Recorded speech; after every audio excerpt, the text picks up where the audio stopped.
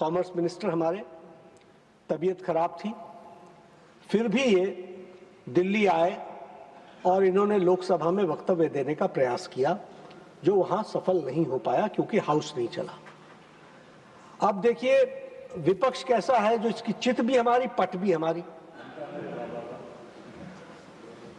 अगर हम राज्यसभा में स्टेटमेंट देते हैं तो कहते हैं कि लोकसभा का पहला अधिकार है, आपने कन्वेंशन ब्रेक कर दिया। तो हमने ये, और इन्होंने कल पर पॉलिटिकल रिस्पांस नहीं दिया है, इन्होंने पॉलिटिकल रिस्पांस दिया है, पॉलिटिकल स्टेटमेंट नहीं दी है। पॉलिटिकल स्टेटमेंट यहां दी है।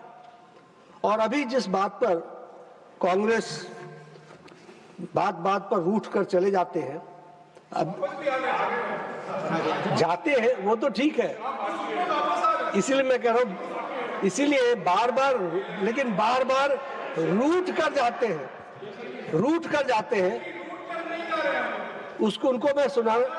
उनको मैं बताना चाहता हूं जयराम जी कि पीयूष गोयल जी ने अपने स्टेटमेंट में बड़े स्पष्ट शब्दों में कहा है।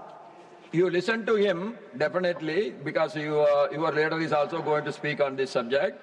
Then let us listen to both sides. No, that's why I have already I have allowed you to rise. When you are rising, so many of the people stand and rise. How we can act? No, you are Jairam Ramesh ji, you are a very, very senior member of this house. If everybody is raising the same point, how we can act? That's why I allowed you, na? जी. तो मैं जो इनके बार बार रूठ कर चले जाते हैं, तो इनको ये रूठे ना और आगे ना रूठे, इसके लिए मैं फिर से पीयूष गोयल जी के वक्तव्य को, उसके कुछ अंश को सामने रखना चाहता हूं। आपका जो प्रश्न था कि डिटेल्स क्या है, तो उसमें बहुत स्पष्ट शब्दों में इन्होंने अपने स्टेटमेंट में कहा है, I would like to inform the honorable members that in terms of the next steps, the two sides will now work together to complete the necessary technical processes and finalize the paperwork related to the trade deal so as to expeditiously unlock its potential. The detailed contours of the agreement will be announced shortly after the completion of these processes. बड़े स्पष्ट शब्दों में कहा है।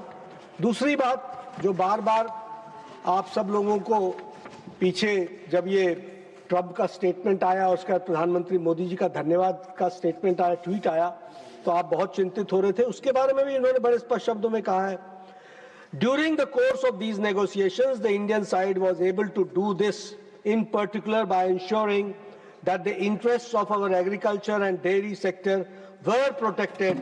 The US side too had areas that were sensitive for its own point of view. तो दोनों ही वक्तव्यों में इन्होंने बहुत स्पष्ट कहा है। मैं हमेशा कहता हूं कि you can bring the horse near the water but you can't force him to drink.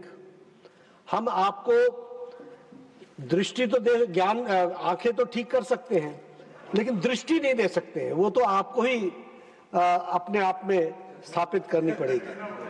तो मैं इतना कहते हुए राष्ट्रपति अभिभाषण पर अपने वक्तव्य को रखना चाहता हूं।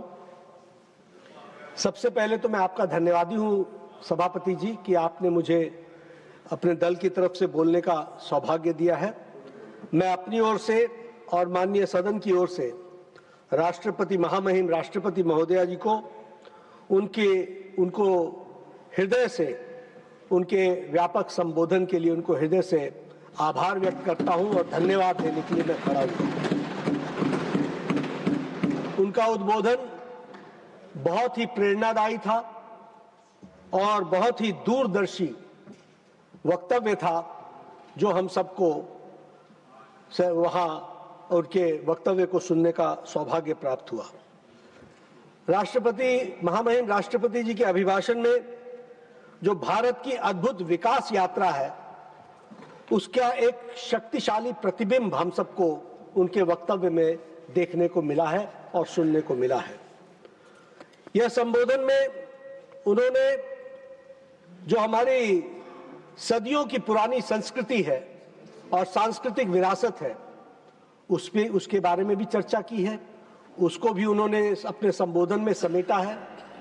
और साथ ही साथ जो हम 2047 की विकसित भारत की यात्रा पर, अटल यात्रा पर निकले हैं, उसका यह मिश्रण है, यह हमको देखने को मिलता है। It is a mix of both. जो हमारे ट्रेडिशंस हैं, जो हमारे कल्चर है, उसको भी उन्होंने समावेश किया है, और साथ ही साथ जो हम डेवलप्ड इंडिया की तरफ बढ़ रहे हैं, उस रोड मैप को भी उन्होंने अपने वक्तव्य में मिश्रित करके उन्होंने उसको रखने का प्रयास किया है।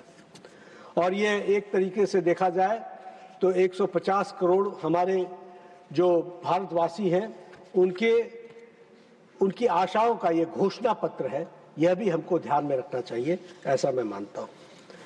यह अभिभाषण अमृत काल का एक को प्रतिबिंबित करने वाला अभिभाषण है, अमृत काल को। और जैसा कि हम जानते हैं कि जहां इसमें उपलब्धियों पर भी चर्चा है, वहीं जो महान भविष्य के लिए जो हमने जो रास्ते तय किए हैं, उसके बारे में भी, भविष्य के बारे में भी हम किस तरीके का रास्ता लेंगे, इसके बारे में भी इस अभिभाषण में चर्चा है। सभापति जी, हम सब लोग बड़े सौभाग्यशाली हैं यहाँ जो बैठे हैं, जिनको एक ऐतिहासिक मोड़ पर, इस जंक्शन पर अपने आप को एक चश्मदीद गवाह के रूप में इसको देखने का हमको सौभाग्य मिल रहा है। वी आर वेरी प्रिविलेज्ड कि हमें वो सौभाग्य मिल रहा है। और जैसा कि हम जानते हैं कि इस वर्ष हमने वंदे मातरम का 150वां वर्षगांठ मनाया, वहीं हम अहिल्याबाई होलकर जी के 300वें जन्म जयंती के भी हम चश्मदीद गवाह हुए।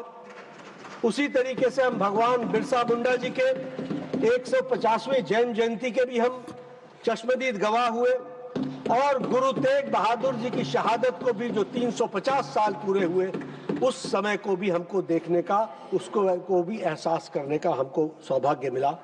और सरदार पटेल जी की 150वीं जन्म जयंती को भी हमने अपने आंखों के सामने इस साल मनाते हुए देखा है। ये माइलस्टोन्स, ये इतिहास तो है ही, लेकिन इतिहास के साथ साथ ये आज के युवाओं को प्रेरणादायी है, इससे हमको प्रेरणा मिलती है। This is the transformation of the heritage into the horse power. ये हमारे नए युग के युवकों को एक नई ताकत देती है, और इसीलिए राष्ट्रपति अभिभाषण में सरदार पटेल का उल्लेख, भगवान बिरसा मुंडा जी का उल्लेख, गुरु तेग बहादुर जी का उल्लेख, हमारे सभी गुरुजनों का उल्लेख इस बात को बताता है, वंदे मातरम का उल्लेख, ये इस बात को बताता है कि हमारे युवाओं को नई ऊर्जा और नई प्रेरणा के साथ देश को और महान भविष्य की ओर ले जाने के लिए प्रेरित करता है यह अभिभाषण। ये हमको ध्यान में रखना चाहिए। प्रधानमंत्री मोदी जी के नेतृत्व में जो निर्णायक फैसले हुए हैं, जो दूरदर्शी नेतृत्व उन्होंने प्रदान किया है, वो आधुनिक भारत के लिए एक बहुत बड़ा परिवर्तन हमने उसके कारण देखा है। और हम ये कह सकते हैं कि the transformation has been with pride. Pride के साथ ये ट्रांसफॉर्मेशन हुआ है। और जब हम प्राइड बोलते हैं तो प्राइड में P for progress with a purpose.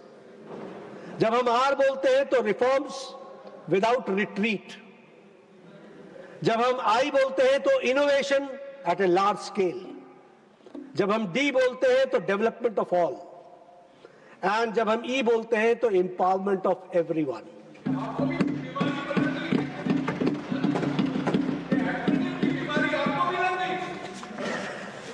जो अच्छी चीज होती है वो मैं हमेशा लिया करता हूं।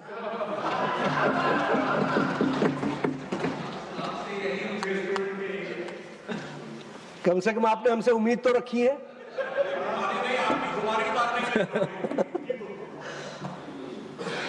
हम कहां से चले थे और हम कहां पहुंचे हैं, इसका भी अभिभाषण में उल्लेख भी है और उसकी चर्चा भी है।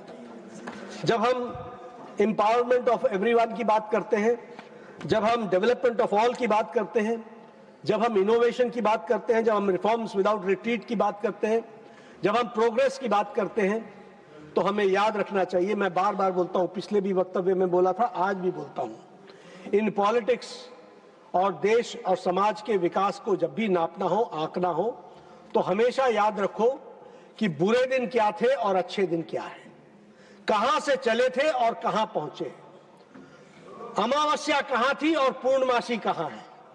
तभी उजाले का मजा तभी लिया जा सकता है जब अंधकार की त्रासदी को तुम पहचान सको। और इसीलिए मैं कहता हूं, we have gone a long way, एक लंबी यात्रा हमने पूरी की है। From fragile 5, now we are the fastest growing major economy that we have to understand.